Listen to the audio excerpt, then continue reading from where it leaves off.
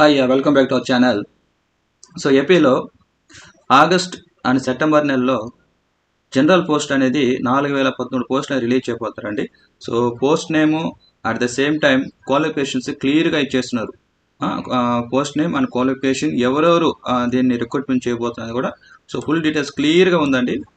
So August and September నెలలో మొత్తం 4013 పోస్టులు రిలీజ్ చేయబోతున్నారు. So including groups, SI and constable, warden పోస్టులు అండ్ డ్రైవర్ ఆపరేటర్. సో 5 డిపార్ట్మెంట్లో సో రిలీజ్ చేయబోతున్నారు.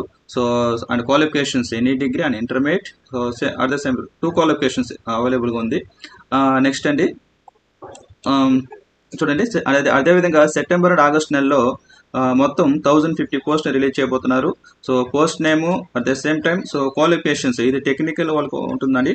So maximum technical and normal degree వాళ్ళు కూడా ఇచ్చున్నారు. సో ఒకసారి చెక్ చేయండి. సో రిక్రూట్మెంట్ బై ఏపీపీఎస్సీ అండి.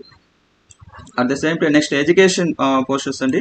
So May and September August నెలలో మొత్తం 4745 పోస్టులు అనేది సో అనౌన్స్మెంట్ చేయబోతున్నారు.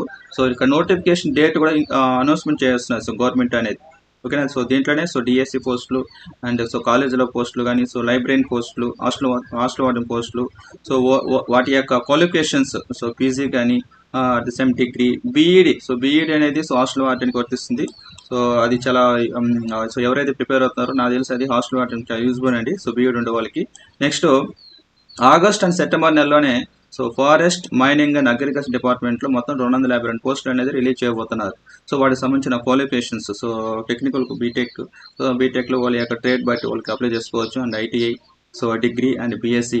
సో వీటికి ఎంత సో ఓవరాల్గా సో ఎడ్యుకేషన్ క్వాలిఫికేషన్ బట్టి సో నోటిఫికేషన్స్ అని రిలీజ్ చేయబోతున్నారండి. సో మీరు ఒకసారి చెక్ చేయండి. సో క్లియర్గా ఉన్నది మీకు. సో నీట్గా so you have to understand the so posters అండి. So thank you.